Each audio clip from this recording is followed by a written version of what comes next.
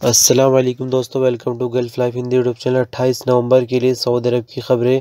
और कल जो मैंने एक भाई के बारे में आपसे काम के बारे में बात शेयर की थी, तो उस टॉपिक पर इस वीडियो के लास्ट में बात करेंगे। वैसे आप लोगों ने जो रिस्पांस दिया उसके लिए शुक्रिया। तो चलिए पहले खबरों का सिलसिला शुरू करते हैं। सवा खास या फैमिली ड्राइवर या फिर कहें कि प्राइवेट ड्राइवर, ये वीज़ा काफ़ी मशहूर है। लोग अपने कफ़ीलों के पास भी काम करते हैं और ये वीज़ा लेकर बाहर भी काम करते हैं। लेकिन जैसे कि आपको मालूम होगा कि इस वीज़ा पर फैमिली को नहीं बुलाया जा सकता। साथ ही डोमेस्टिक कैटेगरी में और भी कई टाइप की वीज़ाएँ होती है, लेकिन कोई भी बंदा अपनी फैमिली नहीं बुला सकेगा। और कंपनी के अंदर भी जो लेबर का इकामा होता है, उनको भी इजाज़त नहीं होती अपनी फैमिली बुलाने की। इसके पीछे क्या वजह है, जो आपको पता चल जाएगा। दरअसल आपको बता दें कि गवर्नमेंट की नज़र में जो डोमेस्टिक वर्कर होते हैं, कंपनी के अंदर भी जिनकी छोटी जॉब होती है, कम सैलरी वाले बंदे, वो फैमिली स्टेटस रखने वाली कैटेगरी में नहीं आते हैं। यानी गवर्नमेंट की नज़र से अगर देखें तो कम सैलरी वाले बंदे को अगर फैमिली का वीज़ा अलाउड कर दिया जाए तो वो उसका खर्च बर्दाश्त नहीं कर सकेंगे। ये बात अलग है कि बंदे फैमिली ड्राइवर का वीज़ा लेकर अलग अलग काम कर रहे हैं और पैसे अच्छे खासे कमा रहे हैं, लेकिन ये गवर्नमेंट की नज़र में इलीगल है। तो सारा खेल पैसे का है। जिनकी अच्छी जॉब है वो ही अपनी फैमिली को सऊदी अरब बुला सकते हैं। बाकी जो लो कैटेगरी के वर्कर हैं उनके लिए फैमिली वीज़ा जारी नहीं हो सकता। लेकिन जैसे कि आपने सुना होगा कि इस साल के शुरू में ये खबर आई थी कि एक गेस्ट वीज़ा निकलने वाला है, जिसमें 5 बंदे बुला सकता है किसी भी टाइप का इकामा रखने वाला सऊदी अरब में जो रहता है बंदा। तो हो सकता है साल 2021 में वो वीज़ा जारी होना शुरू हो जाए, तब आप इजीली बुला सकते हैं अपनी फैमिली को। लेकिन इस वक्त तक अभी कोई ऐसा नियम नहीं है। सऊदी हेल्थ इंश्योरेंस काउंसिल ने इंश्योरेंस कार्ड होल्डर के लिए दांतों के इलाज से संबंधित जानकारी शेयर की है। जानकारी के मुताबिक आपको बता दें कि दांतों के इलाज से संबंधित जो चीज़ें कार्ड के अंदर शामिल नहीं है, उसमें यह है कि दांतों की प्लांटेशन, यानी दांत की सर्जरी भी बोल सकते हैं, एक दांत हटा के दूसरा लगाना, आर्टिफिशियल दांत लगाना या दांतों की जड़ें हिलना जुलना, ये इलाज कार्ड के अंदर शामिल नहीं है। इसके लिए अलग से पे करना होगा या फिर किसी दूसरे हॉस्पिटल जाना होगा। लेकिन आपको बता दें कि कार्ड के अंदर जो इलाज शामिल है वो छोटे मोटे, जैसे कि दांतों की साफ सफाई करना वगैरह, यानी दांतों से संबंधित जो भी बड़े रोग हैं उनके लिए अलग से ट्रीटमेंट कराना पड़ेगा। सऊदी यमन ज्वाइंट फोर्स के स्पोकमैन ब्रिगेडियर तुर्की अल मालिकी ने कहा कि हौसियों की तरफ से बहर अहमर यानी रेड सी में बिछाई गई 2 और बारूदी सुरंगें साफ कर दी गई है, जिनसे सऊदी अरब को भारी नुकसान हो सकता था। आपको बता दें कि इससे पहले भी 166 बारूदी सुरंगें साफ की जा चुकी हैं, जो कि हौसियों के द्वारा बिछाई गई थी। लेकिन अभी तक इन सुरंगों से किसी भी तरह का कोई जानी या माली नुकसान नहीं हुआ है। मकसद ये है कि जो सऊदी अरब का जहाज होता है ऑयल का, जो कि इंटरनेशनल मार्केट में यहाँ से भेजा जाता है पानी का, उसको सीधे तौर पर नुकसान पहुंचाने के लिए ये बारूदी सुरंगें बिछाई गई थी। सऊदी अरब में बीते दिन आई कोविड-19 की रिपोर्ट के मुताबिक नए केसों में तो कुछ कमी हुई है, साथ ही रिकवरी भी कम हुई है और मरने वालों की तादाद बढ़ी है। यानी 302 नए मामले रिकॉर्ड किए गए बीते दिन, 407 नई रिकवरी, 17 मरने वालों की तादाद। कुल संख्याओं में देखें तो 3,56,691 कुल केस, 3,45,622 कुल रिकवरियों की संख्या, 5,857 कुल मरने वालों की तादाद है। सऊदी अरब में एक्टिव केस इस वक्त 5,212 रह गए हैं, जिनमें से 698 क्रिटिकल केस हैं जिनका आईसीयू में इलाज चल रहा है। ऑर्गेनाइजेशन ऑफ इस्लामिक कोऑपरेशन यानी ओआईसी ने यूएन यानी यूनाइटेड नेशन से डिमांड की है कि कोई भी अगर किसी मजहब की इंसल्ट करता है यानी तौहीन करता है तो उसको जुर्म की कैटेगरी में शामिल किया जाए। मतलब ये कि फ्रांस में बीते दिनों जो भी कुछ हुआ, आप इससे ज़रूर वाकिफ़ होंगे। इसी तरह के वाक़यात दुनिया भर में होते रहते हैं। कोई भी किसी के मज़हब की कभी भी इंसल्ट कर देता है तो इसी के लिए डिमांड की गई है यूनाइटेड नेशन से, अगर कहीं भी कोई ऐसा करता है तो उसको जुर्म करार दिया जाए। सऊदी प्रेस एजेंसी के मुताबिक ओआईसी के सेक्रेटरी जनरल डॉक्टर यूसुफ अल सुमैनी ओआईसी की 47वीं मीटिंग में जो फॉरेन मिनिस्टर से उनसे बात कर रहे थे।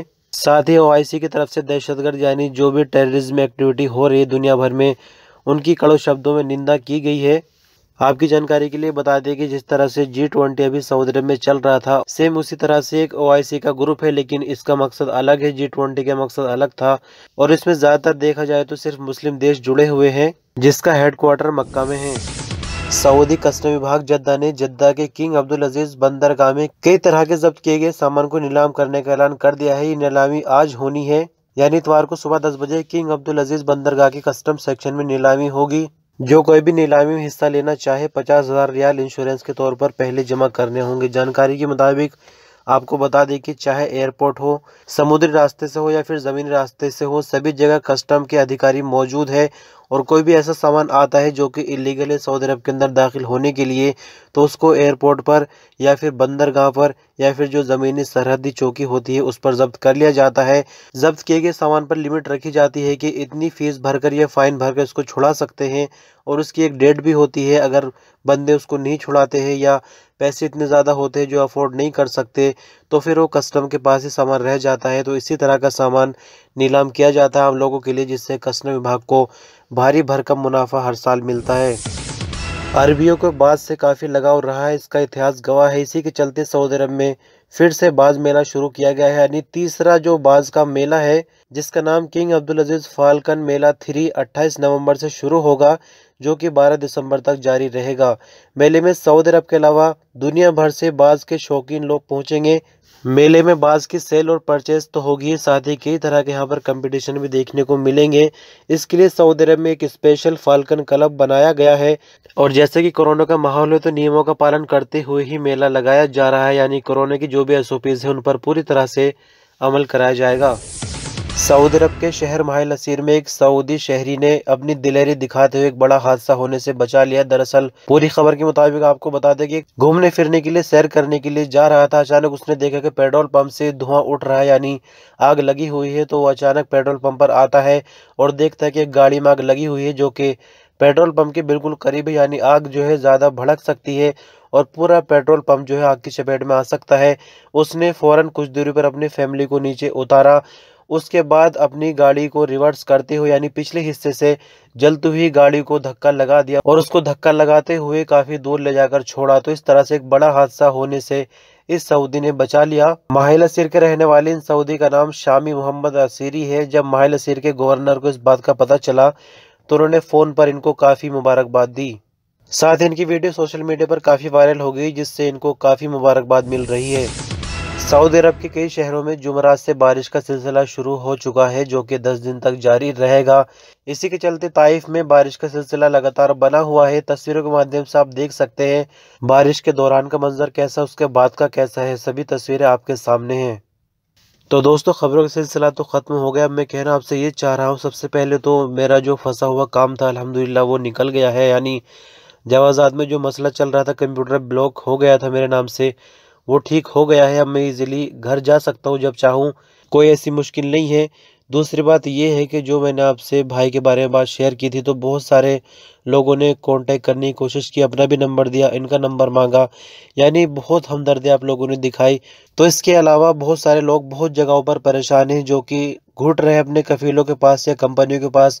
वो लोग डरते हैं, या तो पहले उनको डरा दिया जाता है कि मकतब अमल में बहुत टाइम लग जाएगा, आप क्या करोगे। उनके पास कोई सोर्स वगैरह नहीं होती है। तो क्या कोई ऐसा सिस्टम बना जा सकता है जिसके ज़रिए हम ऐसे लोगों को मोटिवेट कर सके, यानी जो जुल्म सह रहे हैं और उनको कोई सहारा देने वाला नहीं है, क्या हम उनके लिए सहारा बन सकते हैं, यानी सपोर्ट बन सकते हैं कि आप और ज़्यादा जुल्म मत सहो, अपना केस जो है दर्ज करो। उसके बाद जिस तरीके से कल आप लोगों ने सपोर्ट दिखाई है, तो इंशाल्लाह बहुत सारे लोग ऐसे खड़े हो जाएंगे जो कि हेल्प करेंगे। लेकिन इसके लिए एक प्लेटफॉर्म की ज़रूरत होगी, यानी ऐसे लोगों को पता चले जो इस तरह से परेशान है। उसके बाद जो लोग हेल्प करने वाले हैं, यानी जैसे कल आप में से बहुत सारे लोगों ने हेल्प की है, उसी तरह से, यानी इलीगल लोगों की मैं बात बिल्कुल भी नहीं कर रहा हूँ। जो अपना मुकदमा दर्ज कर देंगे उनको इजाज़त होती है सऊदी अरब में, जब तक वो रह रहे हैं, अपना काम कर सकते हैं, अपना पेट पाल सकते हैं। सिर्फ उन लोगों की बात कर रहा हूँ जो भाग जाते हैं, जो हुरूब वाले हैं, उनकी कोई बात नहीं हो रही है। तो फिलहाल तो नहीं, इंशाल्लाह इन फ्यूचर इस आइडिया पे काम किया जाएगा। वो कैसे क्या होना है इंशाल्लाह मैं इसके बारे में सोचूंगा। लेकिन आपको अगर ये आइडिया अच्छा लग रहा है, यानी बहुत सारे लोग परेशान हैं, कंपनियों में भी है जो कि जुल्म सहते हैं, उनको कई साल हो गए लेकिन उनके पास कोई भी सहारा नहीं, ना ही कोई हिम्मत दिलाने वाला है। तो क्या हम सब मिलकर उनके लिए खड़े नहीं हो सकते? अगर हाँ हो सकते हैं और ये आइडिया काम कर सकता है इन फ्यूचर, तो कमेंट में सिर्फ यस लिख देना। इंशाल्लाह फिर मैं सोचूंगा कि कैसे हम एक प्लेटफॉर्म बनाकर आगे जुड़ सकते हैं। बहरहाल वीडियो में इतना ही।